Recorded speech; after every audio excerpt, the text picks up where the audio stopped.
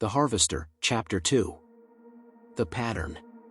The disappearances in Cold Hollow had become something else, no longer isolated crimes, but a design.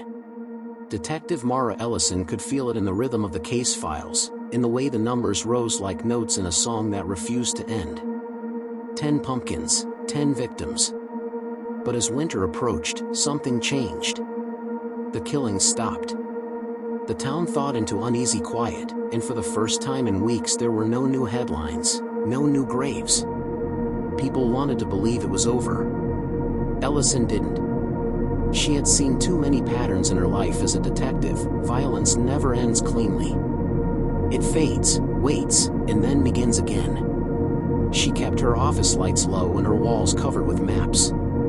Every road, every field, every crime scene was marked in red.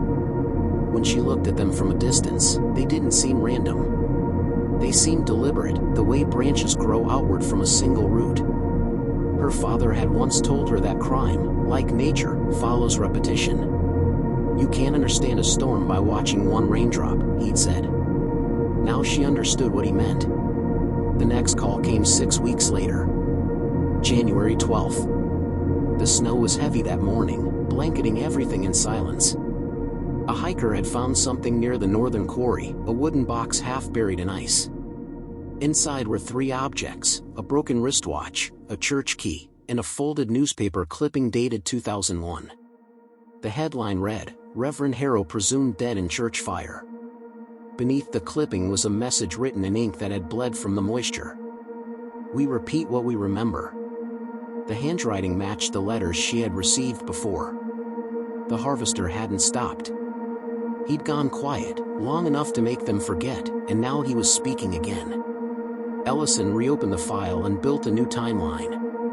She noticed something she hadn't before. Every crime scene sat near a location once tied to Harrow's congregation. The Pine Bluff clearing, the train bridge, the Ridge barn, all were sites mentioned in old parish records.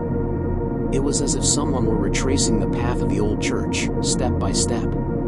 The next few nights she drove through town alone, stopping at each of those places. Most were nothing but ruins now, concrete foundations overgrown with frost, collapsed wooden frames, faint outlines of where pews or altars might have been. But in each, she found the same thing. A small circle carved into the wood or stone. A sickle inside it. The mark of the Harrow Church. Cold Hollow had always treated the past as something buried. Now, the ground was being disturbed again, and whatever had been planted there was beginning to grow. Ellison brought the evidence to the sheriff, but he refused to reopen the investigation officially. "The town's barely healing," he said. "We can't tear open old wounds every time someone leaves us a ghost story." But Ellison knew better. Ghost stories only appear when someone wants to be remembered. That night, she sat in her car outside the old library. Snow fell in slow spirals through the headlights. On the passenger seat sat the wooden token she'd found beneath the burned church floorboards, the one carved with the words, "The harvest begins anew." She turned it over in her hand and noticed something she'd missed before, a faint etching near the edge. It wasn't part of the symbol. It was a set of initials. A. Her father's.